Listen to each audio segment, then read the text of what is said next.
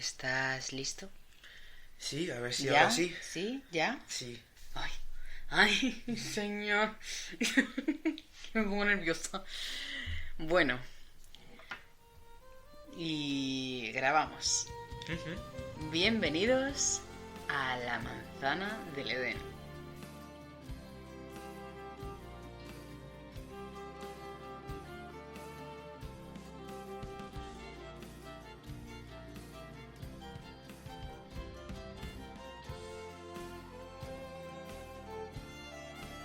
Estamos aquí en este segundo episodio, capítulo, lo que sea, para hablaros de algo bastante diferente al primer episodio, que era de cerveza y fiestuki.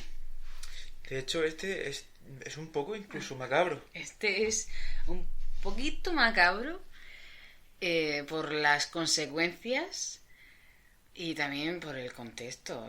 Yo creo que fue el episodio más triste de los últimos años, ¿no? Sí, de hecho, a mí me hace gracia cuando hablo así con algún amigo que me dice, que la Edad Media es la época más oscura, que tal y que cual. Y yo me pongo a pensar, ¿pero te has visto el siglo XX? ¿No te has parado a pensar en el siglo XX? ¿No te has parado a ¿No te has pensar parado a en lo que pensar acaba de pasar? en lo que pasó hace casi 100 años? Es que se dice pronto, menos de 100 años. Y no hemos aprendido nada de ese siglo todavía. Me parece, sí, parece que algunos se nos ha olvidado. Ujú. Pero es lo que tiene, ¿no? Que no estudia la historia está condenado a repetirla. Una frase muy sabia. Bueno, queremos decir, antes de empezar con el tema, indagar y tal, queremos deciros que nos hace mucha ilusión este proyecto, que subir el primer episodio nos llenó de nervios. Uf. Seguimos nerviosos. Y además, tantos nervios que se nos olvidaban palabras. Se nos seguirán olvidando palabras. Se nos olvidó información. Se nos seguirá olvidando información. Pero bueno, iremos mejorando Es que poco a somos poco. muy novatos todavía. Somos muy novatos. No hemos dado nada de periodismo, ni de dialéctica, ni nada. Nada. Nada. Nada de nada. Unos polluelos. Y, por último, antes de empezar, dar las gracias a todos los que nos oyeron y a todos los que nos vuelven a oír esta semana. Que, bueno, este podcast, este ratito nuestro de investigación, bueno, ratito de investigación, investigamos bastante, ¿eh? Parece esto un poco así como hobby de coña, pero nos metemos bastante en el tema, incluso discutimos. Yo creo Sí. que solo discutimos por esto, no somos pareja de discutir, pero con esto nos lanzamos los bolis a la cabeza. Que va, tampoco sea tan exagerado. Sí, yo quiero No, matarte, no, quiero no. matarte. Tampoco Te es así. arrancaría el... No pescuezo. exageres. Vale. Pero bueno, que todo esto es por vosotros, porque nos escucha y nos regala un ratito de su tiempo, que es muy valioso el tiempo, muy valioso, porque nunca vuelve, es algo que no vuelve. Bueno, empezamos. Segunda Guerra Mundial. Ujú. A mediados, final de la guerra. Empieza el 1 de septiembre de 1939 y acabará el 1 de septiembre de 1945. El 1 de septiembre. Siendo la guerra más brutal de la historia de la humanidad, pero con diferencia. Ya no ¿Calculaste solamente por... el total de muertos? Pues sí, lo tengo por aquí y hay dos vertientes. Una que es más suave, por decirlo de alguna forma, que calcula que hubo entre 50 y 60 millones de muertos. Y luego la más pesimista de todas, que habla de 100 millones. Buah. Vale. Empezamos ya, ¿no? Segunda Guerra Mundial. Hambre. Mucha hambre. Sí, efectivamente. ¿Cuánto duró la guerra? Ujú. ¿Y qué países salieron peor parados en cuanto a escasez de recursos y en cuanto a salud y hambre? Pues a ver, nos vamos a centrar hoy en la zona bueno, digamos por así, en el hemisferio occidental de la Tierra. Vale. Es decir, vamos a tocar exclusivamente Europa. Europa. Y el contexto de la guerra en Europa. Una guerra brutal que se lleva una cantidad de muertos bestial, ya no solamente por las bombas y los Claro. tiros. Sí, que pensamos que solo hay muertos por ese aspecto. Pero no. Solo murieron los que recibieron un tiro, los que estaban al lado de una granada, los que pisaron una mina antipersona, que solo murieron esos, pero no. No, es que incluso a lo mejor murieron más por otras causas. Es que eso es lo que vamos a ver. Vamos a ver cuántos muertos, cuánta gente murió por hambre. Por hambre. Eso sí que fue... Eso es peor, es una muerte... Es una muerte lenta. Lenta y agónica que te destroza mentalmente. Es horrible. Porque estás viendo horrible. cómo te mueres. En fin, pues la Vale, peor parte se la llevó Rusia y la parte eslava de Europa. Solamente en el asedio de Leningrado, que es una ciudad que está al norte de Rusia, se llevó el sitio de la ciudad solamente por hambre 1 millón de personas. 1 millón de personas. Muriéndose de hambre durante el cerco alemán. Se dice pronto. Por hambre y enfermedad en toda la guerra en Rusia, 14,6 millones de personas. Por hambre y enfermedad. El hambre incita a que se generen enfermedades. Entonces, he puesto este dato porque lo he unido. Claro, si con hambre, con tanto déficit de... Al final el cuerpo es más débil. Claro. No puede hacer frente su sistema inmune a todo lo que le pueda venir. Y luego ya como Rusia se llevó la peor parte de la guerra, he puesto aquí otro dato, que es, según el historiador Nikolai Zensov, cuántos rusos murieron durante la guerra. Y según las cifras de este autor, 42 millones. Casi la población de España. 42 millones. Y en España solo somos en Rusia. 46 o 48, pues Rusia solamente 42. Luego voy a destacar el caso de Francia, que las políticas del hambre que se llevó a cabo por parte de los nazis en en Francia, llevó principalmente a la destrucción de la fantástica gastronomía que había en Francia, que se había desarrollado tras siglos. Opulencia tan típica, ¿no? Sí, de la que siempre se han jactado los franceses. Pero como claro, el régimen fascista estableció qué cantidad de calorías debía de consumir cada ciudadano francés, porque...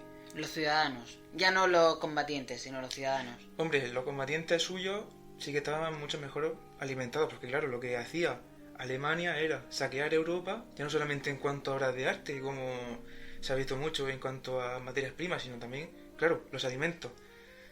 Entonces, lo que quería Alemania durante la guerra era precisamente eso, que la población no estuviera sitiada psicológicamente por el hastío bélico de tener que pasar hambre para alimentar a las tropas, y lo que se llevó a cabo fue que los territorios que fueron controlados por el ejército, esos territorios eran saqueados para alimentar a la tropa, mientras que lo que se producía en la propia Alemania iba destinado para alimentar a la población. Y era muy poquito, ¿cuánto era? Las calorías que sufrían la población francesa, general, sí. Pues muy poquito, 1300 calorías. 1300 calorías. La mitad que tiene que comer un hombre. La mitad que tiene que comer un hombre, promedio. Y solamente por estar acostado en su cama, respirando y ya está, ¿no? No. Nada, no te vengas de arriba, que tampoco tienes que comerte 5000 calorías para sobrevivir. Más o menos, para llevar tu nivel de vida normal, una actividad moderada, unas 2500, 2600. Y te las dejan a la mitad, a 1300 calorías. Pues ya ves. Cuando toda esa gente tenía un nivel de vida bastante activo, porque no había tanto sedentarismo. Pero bueno, vamos, con esa cantidad te dejaba... no tenía ganas de mover un dedo. Con una población muriéndose de hambre, ¿qué es lo que pasa? Como ha pasado y sigue pasando hoy en día en países donde la población pasa hambre por sus dictadores, porque se forma un mercado negro. Y la gente en Francia subsistió, aparte de con las raciones que le daba el Tercer Reich, con el mercado negro que se había formado por la resistencia francesa. Y luego ya un episodio muy triste, pues, que durante la creación de la Francia de Vichy, que fue un estado satélite, por así decirlo, que creó Alemania en la zona sur de Francia, que era un partido, o sea, la Francia de Vichy era una Francia fascista que se había creado con líderes que seguían a los nazis. Hubo un episodio muy triste que fue lo que se llama como la hecatombe de los locos, que fue que en toda la región los alemanes dejaron morir de hambre a más de 45.000 personas que tenían enfermedades mentales y que estaban en psiquiátricos públicos. Luego está el caso de Alemania. Alemania va bien económica y, por así decirlo, moralmente hasta el año 43, que es cuando ya los rusos empiezan a recuperar territorio y Alemania tiene que dedicar el alimento que genera y su industria al 100% para la guerra. Entonces pasamos de una población que está racionada con 2.000 kilocalorías a un individuo que solamente se tiene que alimentar con 1.000 o 1.500 calorías. Claro. Eso a partir de... Eso después del 43. Luego, otro dato curioso de aquí ya de esta época es que la gente que por la guerra se vio desplazada por el nazismo fue mejor recompensada con unas 1.600 o 2.000 kilocalorías, que fue la misma cantidad de calorías con las que se benefició pues aquellas personas que padecieron el holocausto nazi. Qué menos que recompensarles con un buen alimento. Qué menos.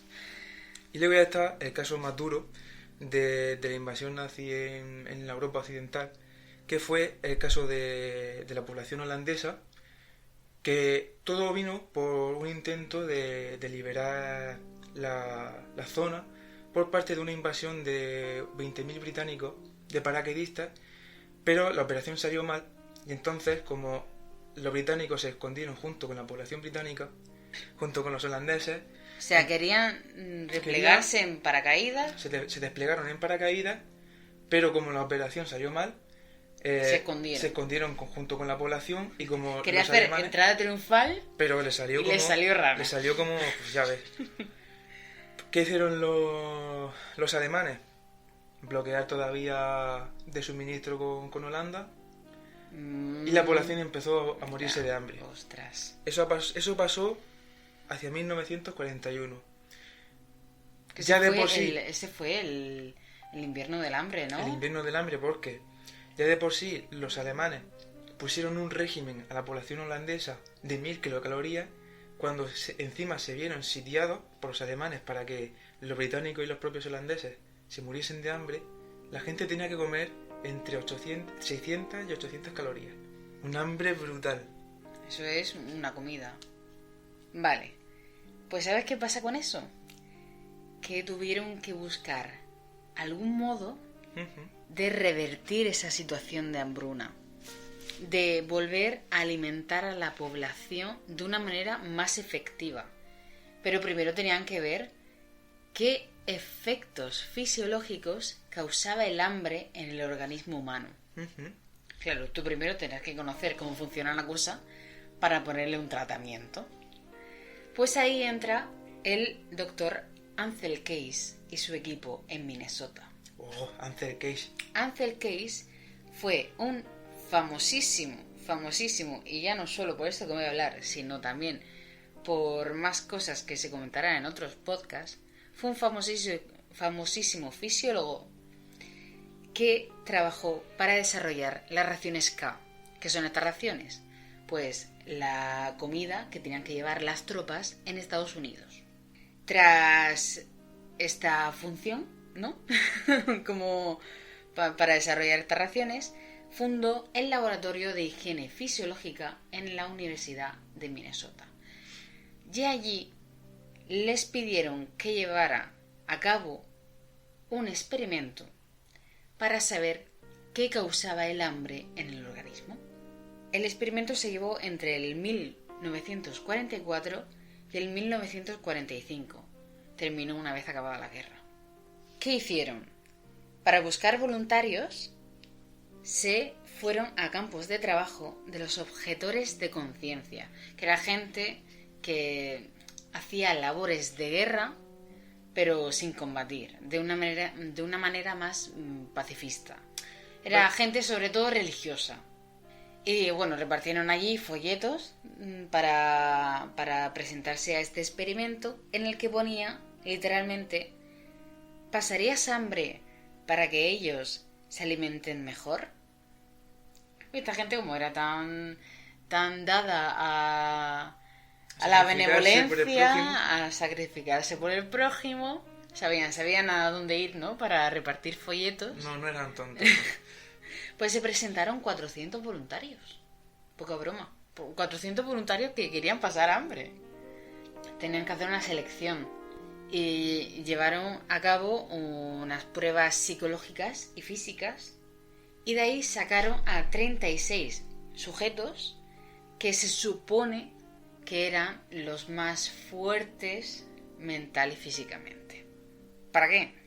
Para aguantar la que se venía. Que yo creo que no aguantaron. O al menos la mayoría no aguantó. ¿De qué trata este experimento? El experimento Minnesota constaba de 4 fases. La primera fase era el periodo de control, que duraba 12 semanas. En ese periodo calcularon exactamente cuáles eran las calorías de mantenimiento de esos sujetos, que rondaban más o menos las 3.200 por persona. Estamos hablando de personas muy activas. Personas muy activas. Y además tenían que seguir un patrón de actividad que era andar 35 o 36 kilómetros a la semana. Tenían pruebas durante esas 12 semanas, pruebas rutinarias de antropometría, de fisiológicas, ¿no? De cómo se iban encontrando, y psicológicas.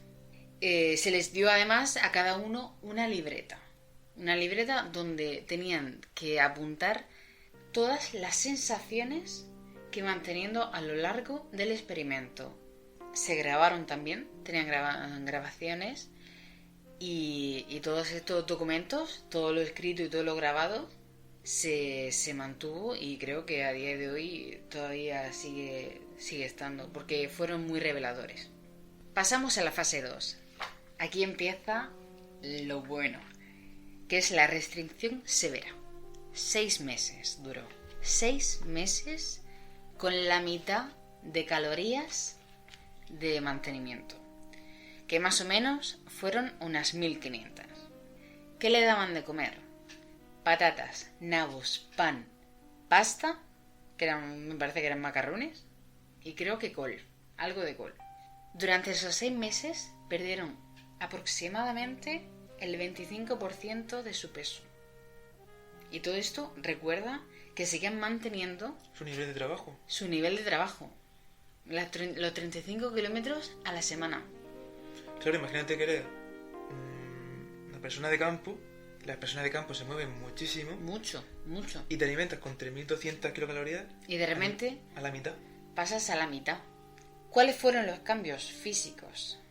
Pues mira, sobre todo que la tasa metabólica basal, que es lo que tú gastas por estar acostado todo el día mirando las musarañas, por respirar. ¿Cómo digo yo? Por lo que tú gastas se redujo. Con esto viene una disminución de la temperatura corporal. Mucho frío. No podían mantener ese calor. El cuerpo no tenía la suficiente energía, no recibía lo suficiente para aportar calor. Tú que eres una estufa humana, si yo a ti te doy durante 6 meses, es que no necesito ni dártelo durante 6 meses, que ya con dártelo con darte en menos de un mes la mitad de la caloría que tú consumes, tú ya no serías una estufa humana y dejarías de dormir solo en camiseta, ya te lo digo yo. Pasaría mucho frío. Hubo una reducción de la respiración y además se redujo la frecuencia cardíaca. El corazón bombeaba más lento y de manera menos eficiente. Además, hubo un edema, hinchazón en las articulaciones, sobre todo de la zona inferior de las piernas, que esto suele ser por un déficit proteico y por el desajuste de los electrolitos, porque a menos cantidad de comida, menos electrolitos recibes y el agua se desajusta, ¿vale? Hay un hinchazón en la zona. Exacto, se genera una retención de líquidos brutal. Elefantiasis no era. Elefantiasis no era. Perdieron mucho pelo, tuvieron mareos, obviamente, y estreñimiento. Luego pasamos a los cambios mentales. Muy importante. Muy importante. Muy importante. Sufrieron de ser personas muy alegres, ¿vale? Muy cordiales. Pasaron a ser personas con depresión, con hipocondría, histéricos. Tenían menos interés sexual, porque el interés sexual se viene por las hormonas. Menos cantidad de comida, menos energía, es una disfunción de la secreción hormonal. No querían sexo, se acabó el sexo. Se aislaban socialmente. Falta de concentración, de comprensión y de juicio. No estaban para pensar. Además se obsesionaron con la comida. Tenían sus intereses propios, sus intereses laborales, y muchos de ellos cambiaron eso por pasarse el día leyendo recetas de comida. Dios, qué fuerte. Pensando en comida y por volverse cocineros. Y algunos de ellos se verá que al final del experimento cambiaron sus profesiones por ser cocineros. Tu mundo acaba girando en torno a eso. Es el instinto puro del hombre. Es el hambre, se mueve por eso. Como diría Lenin, el hambre puede hacer que un individuo deje de creer en Dios. Se acabó, Dios ya se queda en un tercer plano. Yo quiero un bocadillo cuarto. de jamón, mi Dios. Un bocadillo Mi de Dios jamón es un bocadillo de jamón. con tomate y aceite. Sí. Además, le dio por comer mucho chicle, por fumar más o empezar a fumar. E incluso empezaban a verse gordos.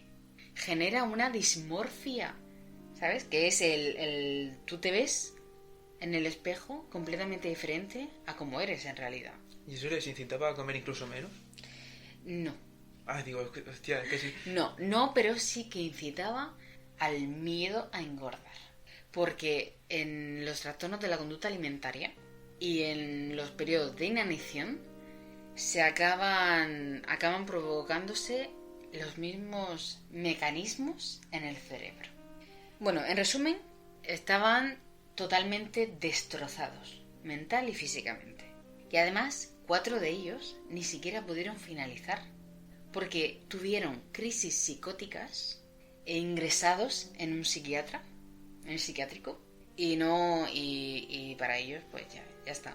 Pues después de esos 6 meses de tortura, llegó una tercera fase, que era la rehabilitación restringida.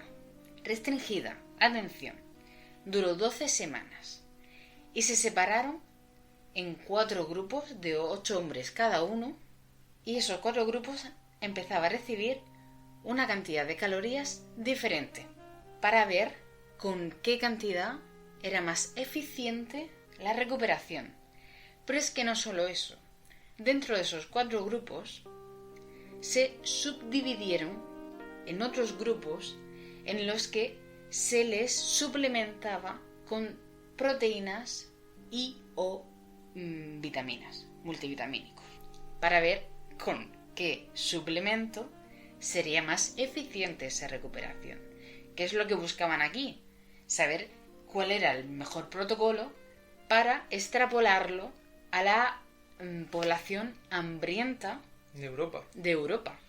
Porque claro, Ese era el móvil de este experimento. claro, cuando se encuentran los aliados que están ganando la guerra, que están expulsando a los alemanes, y se encuentran a Europa muerta Devastada, de hambre, claro. muerta de hambre. Tienen que saber cómo coger eso.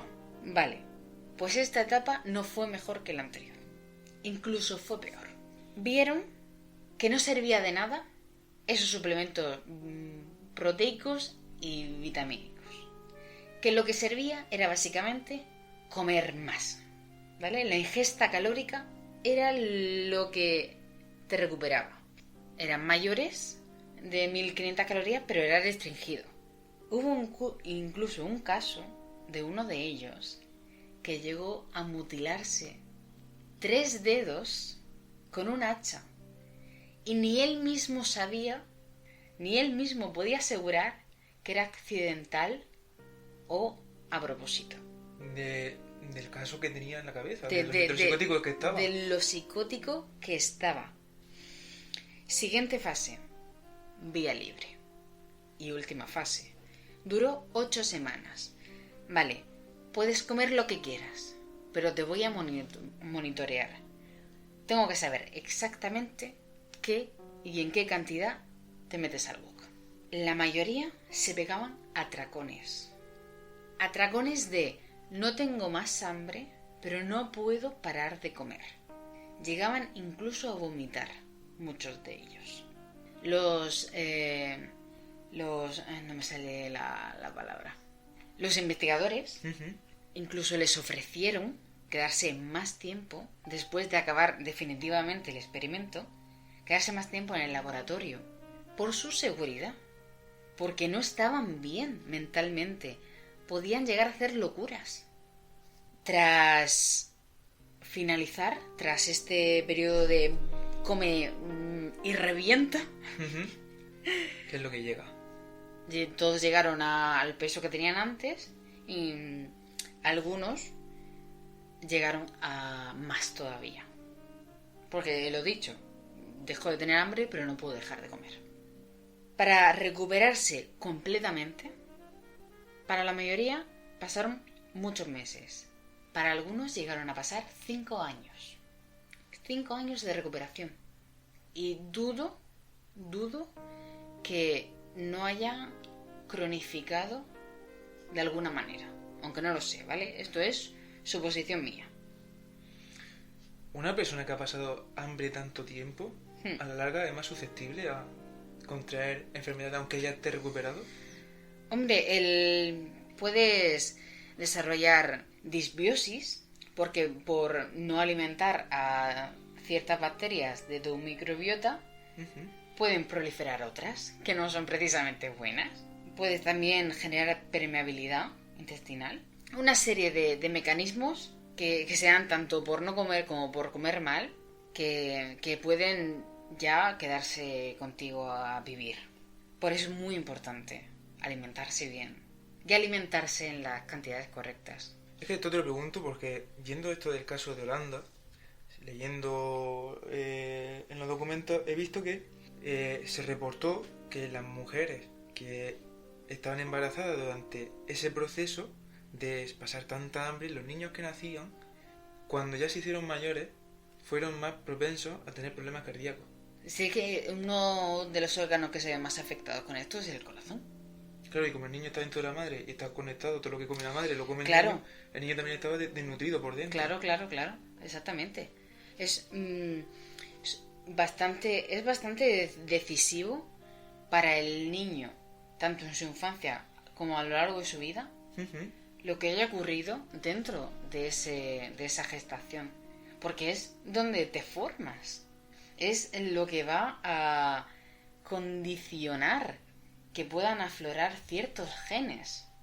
Somos lo que comemos, al final. Somos lo que comemos. Y somos lo que nuestras madres nos daban de comer cuando estábamos ahí dentro. Esto es un mensaje muy importante que la gente Es un debería mensaje saberlo. muy importante. Y en algún podcast se puede desarrollar más a fondo. Y sería muy interesante. Bueno, conclusión de este experimento. Como ya he dicho, llegó tarde. La guerra ya había terminado, pero a pesar de que no ayudó en ese aspecto, sí que fue muy bien recibido en el mundo de los trastornos de la conducta alimentaria. ¿Por qué? Porque la anorexia, la bulimia, pero sobre todo la anorexia, es un periodo de inanición, como lo fue el experimento de Minnesota, y con muchas menos calorías incluso, llegando a pasar días de no comer. Es que no estás comiendo ni siquiera 1500 calorías, es que no comes. O si comes, a lo mejor, lo más probable es que no lleguen ni a las 1000. Y ya terminando, pasamos a si Ansel Keys no pudo solucionar esto, ¿qué se hizo? Bueno, pero no lo solucionó, pero creo que en cierta medida influyó. Y es por una cosa que has dicho, que es que en una de las fases se dieron cuenta de que pegarse ese atracón era improductivo para el cuerpo humano. Entonces, ¿qué pasa? Que una de las formas que llevaron a cabo los estadounidenses en la recuperación de Europa fue el Plan Marshall, que consistió en donar un total de 12.000 millones de dólares de la época. 12.000 millones de dólares. De dólares de la época. 12.000 millones de dólares. Es decir, un pastizal. En aquella época, lo máximo. Para mejorar la infraestructura, modernizar Europa, reconstruir las fábricas que se habían destrozado, comprar maquinaria para reindustrializar otra vez el continente. Sí, pues ponerlo todo otra vez en movimiento. Y claro, entre esas medidas estaba alimentar a esa población europea que se moría de hambre. Y yo creo que no vino tan mal porque, investigando, he visto que a la población que, como he comentado antes, en Alemania, se les daba entre 1.000 y 1.500 kilocalorías, más lo que le daría el Estado alemán que estaba reorganizándose. Entonces, no le vino tan mal el hecho de saber de que atracar de repente de comida a la población necesitaba una recuperación lenta. No era la solución más efectiva. Entonces, básicamente, Europa se recuperó por eso, porque los daños habían sido bestiales durante la guerra. Ciudades completamente arrasadas, poblaciones muriéndose de hambre, mercado negro. Pero ayudó. Ayudó, claro. En el hambre. A ver, al principio hubo, sobre todo entre el 47 y el 48, una huelga. Pero el hambre, evidentemente, no lo solucionó, pero ayudó muchísimo. Hay gente que lo critica mucho porque dicen que esto de Plan Marshall ha servido para tener a Europa políticamente atada, pero por lo menos no estamos muertos de hambre. Sí. En fin. Sí, y otra cosa... No, tocamos madera. Y me ha gustado mucho la parte de cómo pasar hambre destroza psicológicamente a una persona. Sí, hasta el más fuerte. Hasta el más fuerte cae. Por el hambre, sí. Y me gustaría, si da tiempo, hablar un poco de las políticas del hambre llevadas a cabo por los estados totalitaristas. Si quieres, si no, lo dejamos para otro podcast. Queríamos hablar media hora. Por tu culpa. Yo no nunca soy. A ver, ¿de qué va eso? ¿me Políticas das permiso? del hambre. Te doy permiso. ¿Me das permiso? Te doy permiso. Venga, políticas del hambre. Política del hambre. ¿Quién es en el siglo XX el precursor de esas políticas del hambre? Creo que me lo has dicho, Lenin. Lenin. Qué majo. ¿Qué pasa tras la Revolución Rusa? ¿Qué pasa? Que evidentemente todo el mundo no está de acuerdo con cuando se establece el comunismo. Es raro que todo el mundo esté de acuerdo, ¿eh? Sí. ¿Y qué hace Lenin? ¿De qué se da cuenta? De que monopolizar los alimentos es una medida brutal para someter a cualquier individuo que esté en contra de la población. Entonces, ¿qué pasó?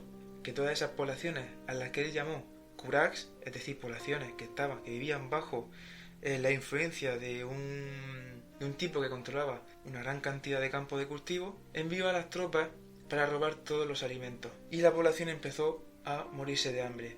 ¿Qué consecuencia tuvo esto? Que fueron políticas de terror para someter a la población de una forma brutal. De hecho, hubo por ahí una carta que decía que un momento como el del hambre y la desesperación es crítico para crear entre las masas campesinas una disposición que nos garantice una simpatía o en cualquier caso neutralidad. Tela con el tío. O sea, si te mantengo hambriento, voy a hacer contigo lo que quiera. Yo te doy el alimento, estate quietecito, que yo soy el que te da de comer. No muerdas la mano que te da de comer. No muerdas la mano que te da de comer. Ah, de ahí viene. No muerdas la mano de Lenin, que si no, no comes. Que si no, no comes. Y claro, ¿quién copia estas medidas? Pues Stalin, que lo lleva contra la revolución también anticomunista ucraniana del 33, y los alemanes. ¿Y por qué digo los alemanes? Pues porque por mucho que piense la gente que el fascismo y el comunismo es lo contrario, a los alemanes les fascinaba el KGB y las checas de Félix Dzerzhinsky. ¿Lo copiaron? ¿De Félix Dzerzhinsky? ¿Qué? Félix Dzerzhinsky. Félix Dzerzhinsky. Quedaros con ese nombre, es imposible.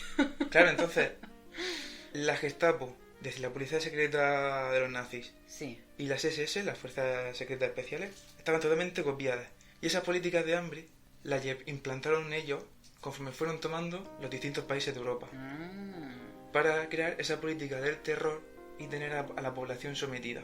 Por eso, y un dato curioso, ya creo que esto va a ser para terminar, que a través de esas políticas del hambre, lo que hacía el Tercer Reich era dar raciones más nutritivas a aquellos que les servían. ¿Cuáles fueron una de esas consecuencias? Que, por ejemplo, en el frente occidental, los soldados más fieros que luchaban a favor del Tercer Reich eran precisamente soldados franceses, que estaban mejor pagados con comida. Claro, si Francia no le daba bien de comer... No es que no le tire Francia, es que Francia estaba ocupada. Bueno, si Francia no podía darle de comer, pues me cambio de bando. ¡Ah, qué listos! Y aquí cortamos, ¿no? Sí. Y aquí cortamos. Te has quedado a gusto con tus políticas del hambre. Hombre, quería hablar un poquito más, pero bueno. Me he quedado a gusto, sí. Sí, yo pensaba dejarlo en 30 minutos. Me cago en... Bueno, se alarga un poquito, pasa nada. ¿Cómo te gusta el palique? A mí solo no, ¿eh? Pero bueno. A mí solo no. Bueno, a mí solo no. Ya nos despedimos. Uh-huh. Ni adiós. Adiós. Qué escueto. Sí. Que paséis una buena semana. Y que disfrutéis de este segundo capítulo.